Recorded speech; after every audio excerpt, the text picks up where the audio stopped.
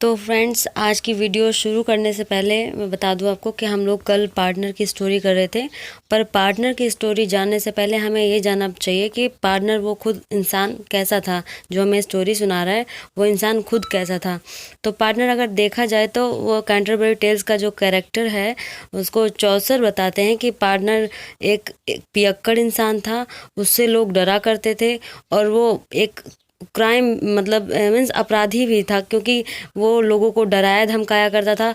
Partner जो होते हैं वो बेसिक चर्च में काम करते हैं। बेसिकली वो लोग मीन्स क्षमा क्षमा कराने का, जैसे लोगों ने कुछ चोरी की हो तो वो कुछ पैसे दे के वो खुद भगवान से माफ़ी मांग लेते थे। जैसे माफ़ी मांगने के का मतलब है कि अगर मैंने चोरी की और मुझ में गिल्ट आया कि नहीं मैंने अपराध किया है, तो मैं जाके पार्टनर को कुछ अमाउंट दूं और पार्टनर बदले में मुझे कुछ मंत्र वगैरह पढ़ के और वो भगवान से माफ़ी दिलाने का काम करता था। तो ये पार्टनर इतना क्रूएल था कि अगर आप अमाउंट नहीं दे पा रहे हो उसका निश्चित जो आपने जो काम किया है, चोरी की है, अगर आप उसका अमाउंट नहीं पे कर सकते हो तो ये क्या करता था कि आपसे जबरन ये पैसे वसूलता था। और अगर पैसे नहीं हैं आपके पास तो ये आपके कैटल्स मीन्स गाय वगैरह ज़बरदस्ती ले जाता था।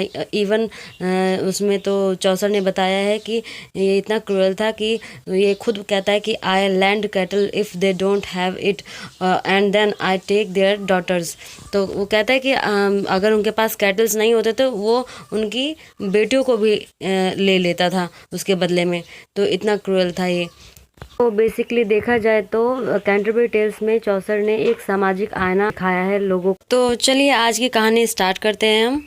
एक बार क्या होता है कि तीन दोस्त होते हैं। ये तीनों दोस्त आपस में सोच रहे होते हैं कि इनके जो चौथा फ्रेंड होता है उसको डेथ ने मार दिया होता है, मृत्यु ने उसे मार दिया होता है। तो जो बचे हुए तीन फ्रेंड्स थे वो डिसाइड करते हैं कि हम डेथ को मार देंगे।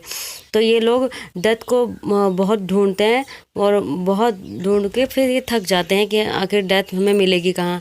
तो इन्हें एक बूढ़ा इंसान दिखाई देता है। तो वो उस बूढ़े इंसान के पास जाते हैं और पूछते हैं कि क्या आप बता सकते हैं कि डेथ कहाँ मिलेगी, क्या आपने डेथ को देखा।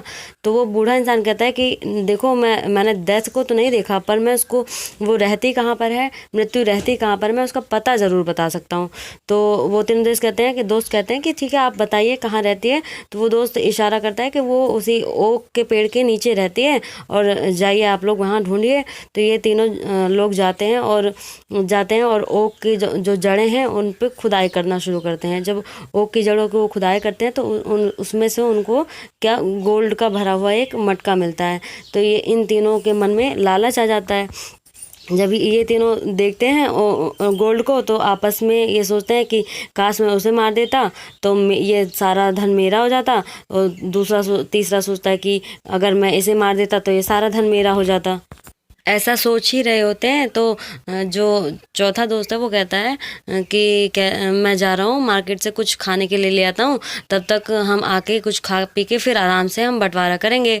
तो जब वो मार्केट के लिए चला जाता है, वो कुछ खाना लाने के लिए चला जाता है, तो वो दोनों दोस्त क्या करते हैं आपस में लड़ाई कर लेते हैं बंटवारे के लिए कि ये पूरा सोना मेरा होगा, मैंने देखा वो दूसरा कहने लगा नहीं ये मैंने मेहनत करके निकाला है तो ये सारा सोना मेरा होना चाहिए। तो इन दोनों में आपस में लड़ाई हो गई। तो इस लड़ाई में दोनों में से एक मारा जाता है। फिर जब वो आता है खाना लेकर आता है, जो दोस्त गया होता है बाहर की खाना लाने के लिए, तो जब वो आता है देखता है कि अरे इसमें तो एक मरा पड़ा है। तो ये क्या करता है चालाकी में ये कुछ खाने के बहाने एक्चुअली ये जहर लाने गया होता है। और ये क्या करता है, ये अपने खाने में तो नहीं मिलाता जहर, पर जो दूसरा दोस्त है उसके खाने में जहर मिला देता है और ये खुद खाता नहीं है और वो खा लेता है और जिससे वो मर जाता है। तो इस तरह से इस कहानी का एंड हो जाता है। और लास्ट में मैं आपको जॉन डन के द्वारा लिखी गई कुछ लाइनों को बताती हूँ। जॉन डन ने डेथ के बारे में लिखा हुआ है कि death be not proud thou you dwell in poison sickness and war thou are slave to fate chance and king and desperate man. मतलब कि जॉन डन ने कहा है कि डेथ तुम अपने आप पर प्राउड मत करो, घमंड मत करो। मुझे पता है कि तुम कहाँ मिलोगी, तुम ज़रूर पॉइजन में, तुम बीमारी में, सिकनेस में, तुम वॉर में, युद्ध में ज़रूर मिलोगी। तो दोस्तों आज के लिए बस इतना ही, तब तक के लिए ध्यान रखिए अपना।